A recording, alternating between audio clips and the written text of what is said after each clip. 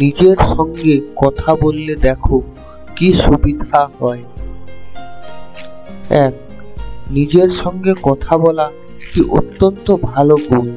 তুমি যখন কোনো বিপদে পড়ে যাবে তখন নিজের সঙ্গে বেশি বেশি করে কথা বলো, দেখো মন কি বলে। 2. তুমি কোনো সমস্যার সম্মুখীন হলে অনেকে অনেক যুক্তি দেবে, তাতে কিন্তু তুমি হতভম্ব হয়ে যাবে।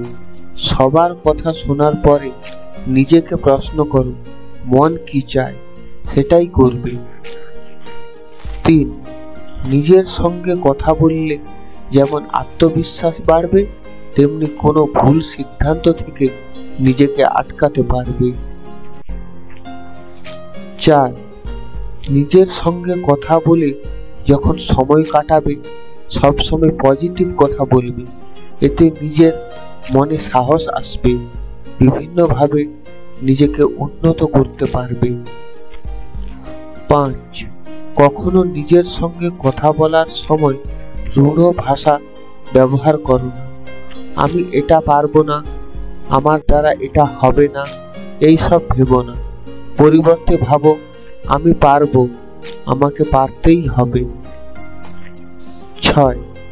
তুমি নিজেকে থার্ড পারসন মনে করে আমি, আমরা এইসব না ভেবে দূরত্ব রেখে নাম ধরে কথা বলো, ঠিক সমাধান সূত্র বেরিয়ে আসবে। 7. নিজের সঙ্গে কথা বলার সময় ভাবনা চিন্তা করে কথা বলো, কারণ তোমার নিজের সঙ্গে নিজের বলা কথা তোমাকে সব থেকে বেশি প্রভাবিত করবে। 8. তুমি নিজের সঙ্গে যা কথা বলছো সেগুলো ডায়েরিতে লেখা অভ্যাস করো। যখন দেখছো নিজে খুবই হতাশাগ্রস্ত হয়ে পড়েছো, তখন এই লেখা কথাগুলো রোগের ঔষধের মতো কাজ দেবে। 9. নিজের সঙ্গে কথা বললে ভয় সংকোচ কেটে যাবে।